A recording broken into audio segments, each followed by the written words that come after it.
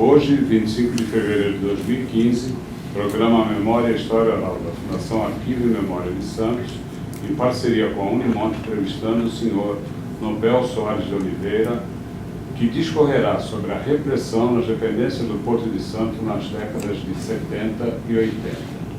Por favor. Muito bem. Eu fui admitido na Companhia da Ordem de Santos, atual CODESP, em 3 de janeiro de 1968, exatamente há 4 anos após ter ancorado em Santos o navio-prisão Raul Soares, aonde foram depositados inúmeros líderes sindicais da região, uma espécie de tentativa de desmoralização do trabalho e da luta por eles realizada antes do golpe na defesa dos trabalhadores. Então, em 1968, havia um clima de terrorismo dentro do Porto de Santos, aonde os trabalhadores não poderiam confiar um no outro, confidenciar algum pensamento político e mesmo assuntos particulares você não confidenciava com ninguém, porque temia que estivesse ali dialogando com alguém infiltrado pelo sistema, como havia de fato em todas as categorias do Porto de Santos. Eu ingressei na qualidade de funcionário anotador, que é o conferente de carga e descarga. Tempos depois fiz concurso e fui aprovado para encarregado de navios, e mais tarde um outro concurso, onde foi alçado ao cargo de fiel de armazém ajudante, aquele que responde pelo armazenamento de cargas destinadas à importação ou exportação do Porto de Santos naquele período. Então, retornando à questão dos anos 60, 70, realmente era muito comprometedor você arriscar-se a confidenciar com alguém sobre qualquer assunto político ou sindical.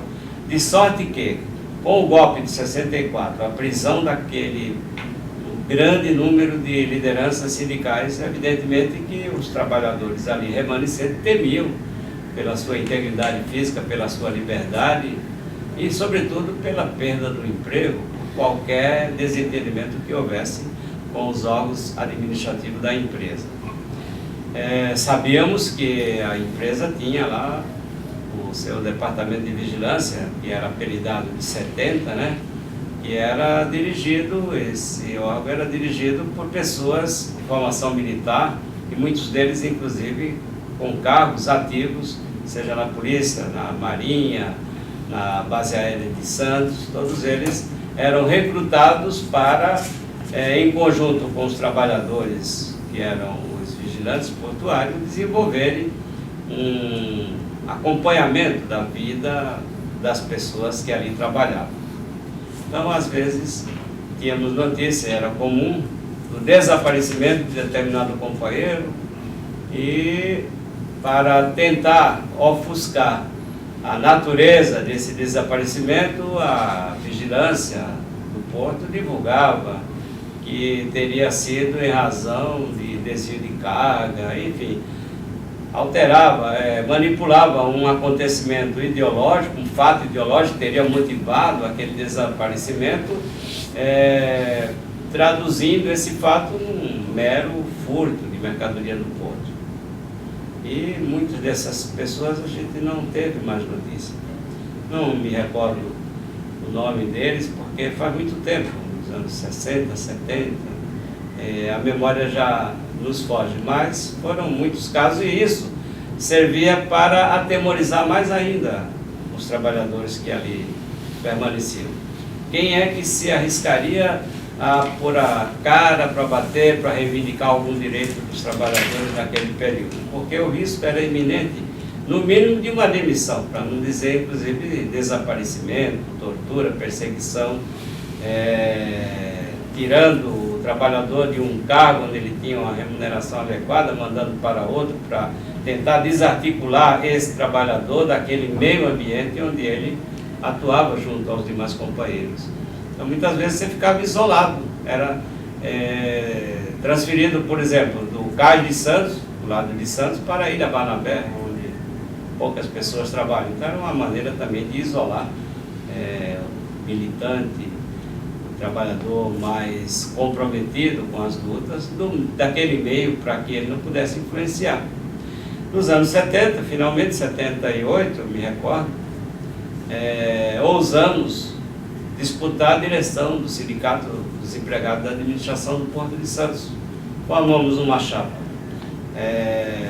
onde eu fui escolhido o presidente dessa chapa, de número 3, e tentávamos retirar da direção do sindicato uma diretoria que já vinha há anos à frente do sindicato, mas sem nenhum compromisso com a necessidade de luta, a melhoria de condições de trabalho, etc.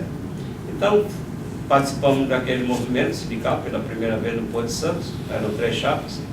A diretoria, que já vinha há algum tempo, desde a ditadura, ela perdeu a eleição e ganhou uma chapa composta pelo companheiro Benedito Furtado de Andrade, que na época era encarregado de navios conosco, lá no Porto de Santos. Quer dizer, houve uma mudança. E vem, então, em 1980, já movido pelos ventos dos movimentos sindicais, do ABC, etc., então resolvemos trabalhar para unificar as categorias no sentido de reivindicar as reivindicações econômicas, de natureza salarial, de condições de trabalho, e nesse bojo houve a eclosão do movimento grevista de 1980, onde estivemos na frente, em razão da minha participação efetiva, naquele movimento. Terminei sendo demitido da empresa. Segundo os órgãos de repressão, o fundamento, a causa dessa demissão foi justamente o fato de eu ter liderado o movimento grevista no Porto de Santos. E aí, o que é que acontece? O trabalhador que fica anos ali no porto, operacionalizando o embarque e desembarque de mercadorias, na hora que é demitido, onde é que ele vai arrumar emprego? O que ele aprendeu lá não se aplica aqui fora. Então é uma forma também de aterrorizar quem esteja trabalhando no porto a não se arriscar a se envolver em movimentos de natureza política, de natureza sindical, porque uma vez demitido ele fica proibido de trabalhar. No meu caso concreto, eu me recordo que quando foi demitido, então, demorei muito tempo para acordar, que eu não era mais empregado da Companhia DOC. A gente acostuma naquele dia a dia, acordar cedo, virar à noite, fazendo jornada noturna, e um amigo meu da Receita Federal, um químico, ele falou: fica tranquilo, Nobel, que eu vou conseguir te apresentar para algumas empresas aqui, armadores, do Porto de Santos, que eu tenho muita amizade, e com certeza você vai arrumar um trabalho, quem sabe até ganhando mais do que ganhava na Companhia DOC. Semana depois ele me encontrou e falou: lamentavelmente, depois que eu havia vaga sim, mas quando eu citei que era o teu nome, a resposta foi negativa, e a justificativa foi a de que você estava inserido numa denominada lista negra dos patrões que vigoravam naquele período. Então fiquei desempregado muito tempo, até me formar em Direito. Realmente não tive condição de ter uma vida regular, tendo que sustentar a família, pagar a faculdade e tudo isso, e no fim, sem a ajuda dos trabalhadores, eu não teria concluído o meu curso de Direito, que é hoje a minha profissão. Eu penso que essas informações, ela vem ao encontro do resgate da história dos trabalhadores no Porto de Santos, desde o Raul Soares até a greve de março de 80, onde eu tive o privilégio de, ao lado de milhares de companheiros, parar o Porto de Santos durante 5 dias, sem necessidade de piquete ou qualquer método de convencimento, para que os trabalhadores realmente não praticassem as suas atividades. Eram essas as minhas informações, a minha contribuição nesse momento histórico que vivemos 35 anos da greve do Porto de Santos. Então, em nome da Fundação Arquivo de Memória de Santos e da Unimonte, agradecemos ao senhor Nobel Soares de Oliveira pelo seu depoimento. Obrigado. Obrigado, senhor.